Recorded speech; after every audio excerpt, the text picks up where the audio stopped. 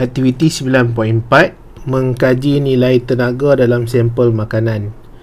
Jadi ini adalah tujuan dia lah. Dan kamu boleh buka muka surat apa tu? Muka surat 156. Okey, 156. Jadi cubalah buka buku teks tu ya. Buku teks eksperimen aktiviti 9.4.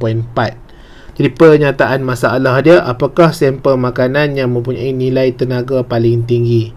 Jadi sekarang ni kita guna kacang gajus dan kacang tanah.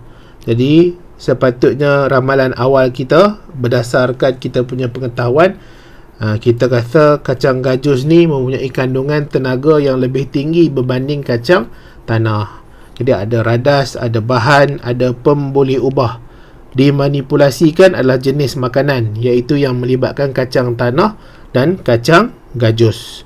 Kemudian yang bergerak balas adalah nilai tenaga yang ada dalam kacang tanah, yang ada dalam kacang gajus. Dimalarkan adalah jisim air. Jisim air ni guna 20 cm3. 20 cm3.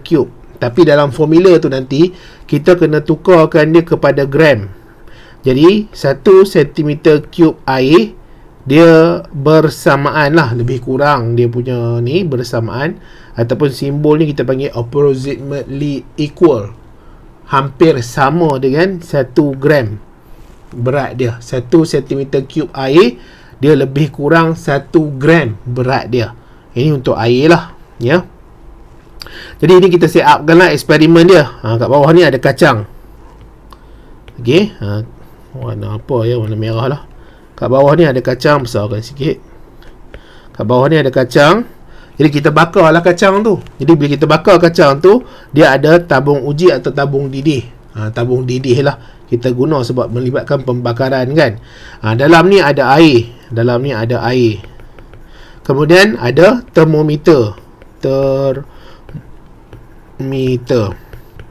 Tapi sebelum tu kita kena ambil dulu suhu awal air tu. Suhu awal, kita kena rekod dulu suhu awal.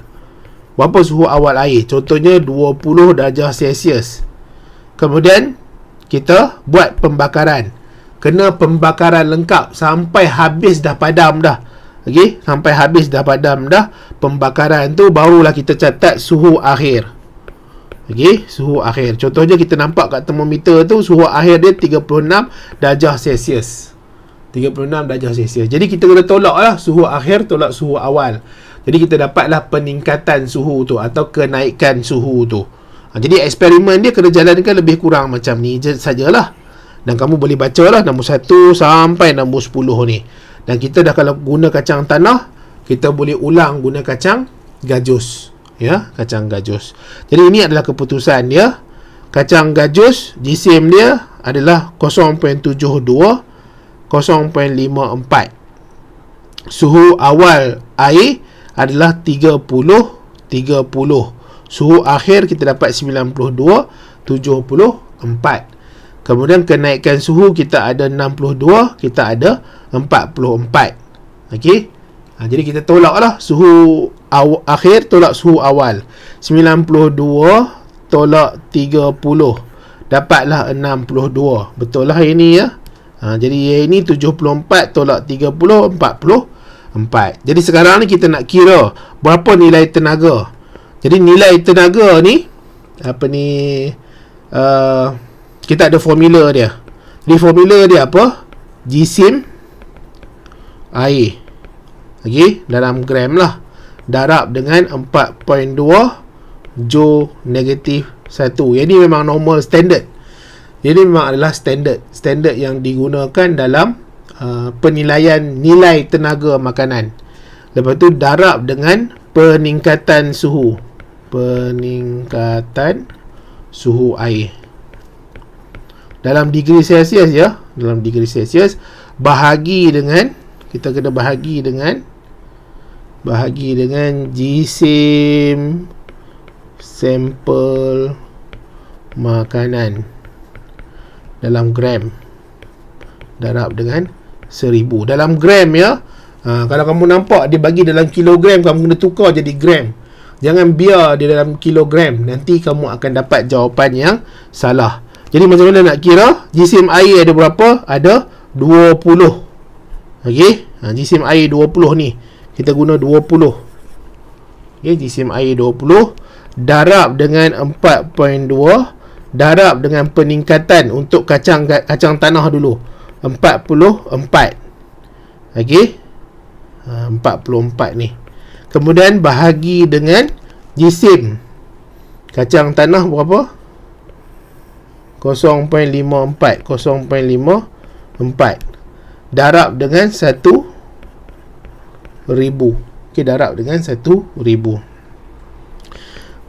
Kita tekanlah kalkulator ya. Ni kalkulator cikgu. Tekankan 20. Tak lihat ni. Kita kena buat kurungan. Kurungan 20 darab 4.2 darab 44. Tutup kurungan, bahagi dalam kurungan 0.54 darab 1,000. Tutup kurungan 6.84. Okey, kita dapat 6.84. 6.84. Jadi itu adalah untuk kacang tanah. Itu adalah untuk kacang tanah. Sekarang ni kita buat untuk kacang gajus. Kacang gajus. Jadi kacang gajus 20 juga darab dengan 4.2 darab dengan 62 bahagi dengan kacang gajus 0.72 darab dengan 1,000. Jadi dapat dalam kurungan 20 darab 4.2 darab 62 tutup kurungan bahagi dalam kurungan 0.72 darab 1,000 tutup kurungan 7.23. 7.23. Jadi kacang gajus ni mempunyai nilai tenaga yang lebih besar.